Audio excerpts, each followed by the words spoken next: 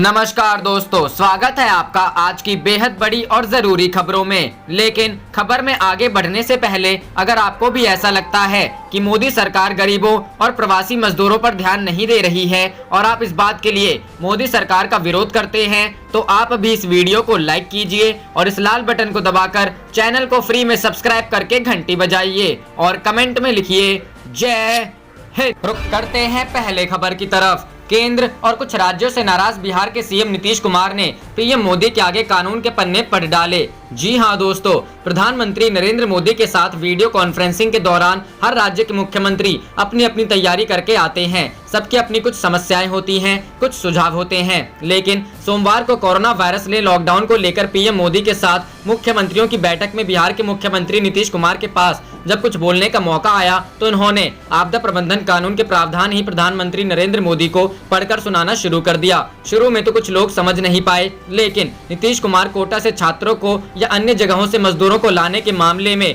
साफ साफ नाराजगी जाहिर कर दी। नीतीश कुमार ने प्रधानमंत्री नरेंद्र मोदी से कहा कि आप देख लीजिए, एक्ट में एक राज्य से दूसरे राज्य में व्यक्ति और ना ही वाहन जाने का प्रावधान है, इसलिए हम इसका पूरा पालन कर रहे हैं। नीतीश कुमार ने कहा कि अगर केंद्र चाहे तो एक समान नीति बना दे और उन्हें अपने लोगों को वापस लाने में कोई दिक्कत नहीं है। लेकिन नीतीश ने कहा कि उनके पास इतने संसाधन नहीं है कि वो बस भेजे। साथ केंद्र से सभी लोगों की मेडिकल जांच कराने का भी आग्रह किया। नीतीश के रुख से साफ है कि जैसा कुछ राज्य अपने तरफ से बस भेजकर छात्रों को वापस बुला रहे हैं, उससे वो खुश नहीं हैं। दूसरा, वो केंद्र से इस संबंध में एक समान नीति बनाने का आग्रह कर ये भी संदेश देना चाहते हैं कि बच्चे हों या प्रवासी मजदूर, अगर वो फंसे हैं तो केंद्र की भी जिम्मेदारी बनती है। हालांकि लॉकडाउन के बारे में नीतीश ने केंद्र को समर्थन देते हुए कहा कि वो जो भी निर्णय लेंगे वो उनके साथ हैं, लेकिन आर्थिक कामकाज शुरू होना चाहिए और राज्य में जो कुछ कामकाज शुरू हुआ है उसके बारे में उन्होंने जानकारी दी। साथ साथ यह भी कहा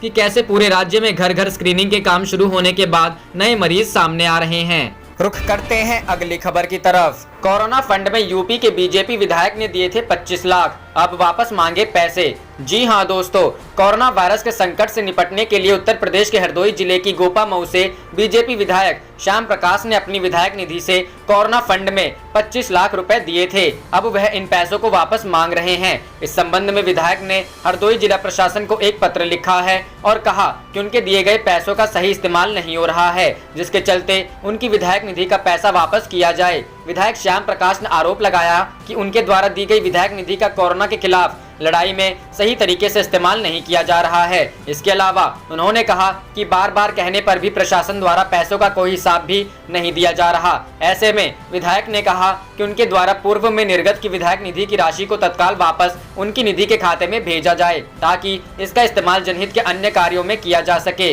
बता दें कि हरदोई जिले में सबसे पहले गोपा मऊ से बीजेपी विधायक श्याम प्रकाश ने कोरोना संकट के लिए अपनी विकास निधि से 25 लाख रुपए देने की घोषणा की थी। रुख करते हैं अगली खबर की तरफ। अलीगढ़ भुखमरी की कगार पर पहुंचे सैकड़ों मजदूर ने किया रोड जाम। जी हां दोस्तों, जिले के कासिमपुर पावर हाउस में मजदूरी कर रहे प्रवासी मजदूरों के परिवार लॉकडाउन के चलते भुखमरी की कगार पर पहुंच गए हैं। बता दें कि पावर हाउस में 4 राज्यों के 2500 से ज्यादा मजदूरों के परिवार करते हैं। काम बंद होने की वजह से कंपनी के मालिक भुगतान नहीं कर रहे हैं। मुसीबत की घड़ी में कंपनी मालिक की बेरुखी से दुखी मजदूर घर वापस जाने के लिए लगातार मांग कर रहे हैं। अपनी मांग को लेकर सोमवार को मजदूरों ने रोड भी जाम कर दिया। हालांकि अधिकारियों के काफी समझाने के बाद मजदूरों ने जाम खोला।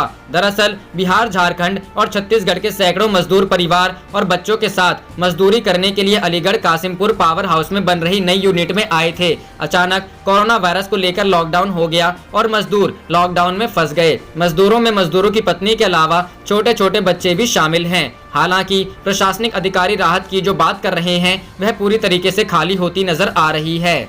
रुख करते हैं अगली खबर की तरफ। महाराष्ट्र एमएलसी के लिए कैबिनेट ने राज्यपाल के पास दूसरी बार भेजा उद्धव का नाम। जी हां दोस्तों, महाराष्ट्र में सोमवार को हुई राज्य कैबिनेट की बैठक में राज्य के एमएलसी के लिए राज्यपाल के पास मुख्यमंत्री उद्धव ठाकरे के नाम की सिफारिश करने का फैसला किया गया।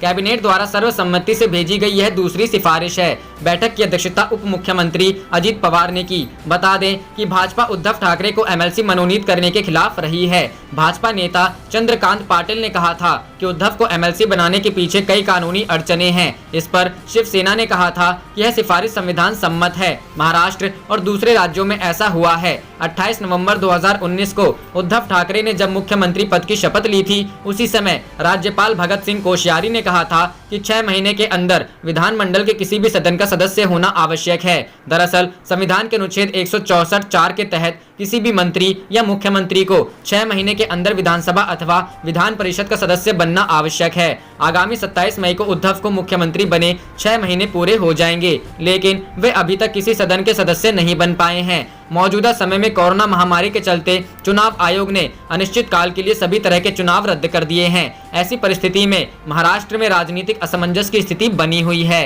रुख करते हैं अगली खबर की तरफ। ममता सरकार ने दी राहत, गैर जरूरी सामानों की होम डिलीवरी को हरी झंडी। जी हां दोस्तों, कोरोना लॉकडाउन में पश्चिम बंगाल में लोगों को कुछ राहत दी गई है। ममता सरकार ने गैर जरूरी सामानों की होम डिलीवरी की 27 अप्रैल यानी आज से अनुमति दी है। इन राहतों का ऐलान करते हुए पश्चिम बंगाल की मुख्यमंत्री ममता बनर्जी ने कहा कि राज्य में चरणबद्ध तरीके से राहत देने के बारे में प्लान तैयार करेंगे। मुख्यमंत्री ने कहा, हम जोन से हिसाब से 21 मई तक राहत देने की योजना बनाएंगे। हम सभी के साथ रेड, ऑरेंज और ग्रीन जोन के बारे में जानकारी साझा करेंगे। हम स्थानीय लोगों से अपील करते हैं कि वे अपने घरों में रहना सुनिश्चित करें। उन्होंने कहा कि हम होम डिलीवरी और लॉकडाउन में छूट दिए जाने के बारे में नियमों को केंद्र सरकार से जानना चाहते हैं। सीएम ममता बनर्जी ने कहा कि हमने बंगाल में 3.4 लाख घरों में स्क्रीनिंग और सर्वे किए हैं। यह मजाक का मामला नहीं है, यह अलग अलग राज्यों पर निर्भर करता है। भारी जनसंख्या और उसके घनत्व के कारण हमारी तुलना किसी अन्य राज्य से नहीं की जा सकती है। हमारे पास अंतर्राष्ट्रीय उड़ानें हैं, हमारे पास देश के अधिकांश राज्यों की तुलना में लंबी दूरी की ट्रेनें हैं। रुख करते हैं अगली खबर की तरफ। योगी के आदेश की धज्जियां उड़ाकर विधायक ने किया पब्लिसिटी स्टंट, जानिए पूरा मामला। जी हां दोस्तों, एक तरफ मुख्यमंत्री योगी आदित्यनाथ ने कोरोना संक्रमण के खिलाफ लड़ाई में सभी जनप्रतिनिधियों से अपनी निधि से कोविड केयर फंड में पैसा देने की बात कही थी, लेकिन उन्नाव की सफीपुर विधानसभा से बीजेपी विधायक बम्बालाल दिवाकर मुख्यमंत्री के इस आदेश की धज्जियां उड़ाकर पब्लिसिटी स्टंट कर वाहवाही लूट रहे। हालांकि इस पर उन्होंने सफाई भी दी है। पूरा मामला सफीपुर विधानसभा सीट से बीजेपी के विधायक बम्बालाल दिवाकर से जुड़ा है, जिसमें विधायक ने क्षेत्र में वाहवाही लूटने के लिए अपनी फेसबुक आईडी से अपना एक लेटर पोस्ट किया, जिसमें विधायक ने अपनी निधि से कोविड केयर फंड में 1 करोड़ रुपए दिए जाने की बात लिखी है। विधायक द्वारा 7 अप्रैल को इस लेटर को अपनी आईडी से पोस्ट किया गया। रुख करते हैं अगली खबर की तरफ। यूपी, कोरोना से बिगड़ते हालातों ने दिया विपक्ष को मौका। आगरा मॉडल पर प्रियंका गांधी के बाद अखिलेश यादव ने कसा तंज। जी हां दोस्तों, उत्तर प्रदेश में कोरोना वायरस से मरीजों की संख्या आगरा में है। यहां कोरोना वायरस के फैलते संक्रमण को रोकने के लिए बनाए गए मॉडल की देश भर में चर्चा हुई। बावजूद इसके यहां संक्रमण कम होने का नाम ही नहीं ले रहा। रोज यहां नए मामले मिलते जा रहे हैं। हालात यह है कि यहाँ मरने वालों की संख्या में भी इजाफा होता जा रहा है। आगरा में अब तक 373 मरीज कोरोना वायरस संक्रमित पाए गए हैं, जबकि 11 लोगों ने इस बीमारी से दम तोड़ा है। यही कारण है कि आगरा मॉडल पर विपक्ष लगातार सवाल उठाने लगा है। कांग्रेस महासचिव प्रियंका गांधी के बाद अब यूपी के पूर्व मुख्यमंत्री और सपा के अध्यक्ष अखिलेश यादव ने भी आगरा मॉडल पर तंज कसा है। सोमवार को अखिलेश यादव ने तंज कसते हुए ट्वीट किया कि मुख्यमंत्री द्वारा बहुप्रचारित कोरोना से लड़ने का आगरा मॉडल मेयर के अनुसार फेल होकर आगरा को वुहान बना देगा।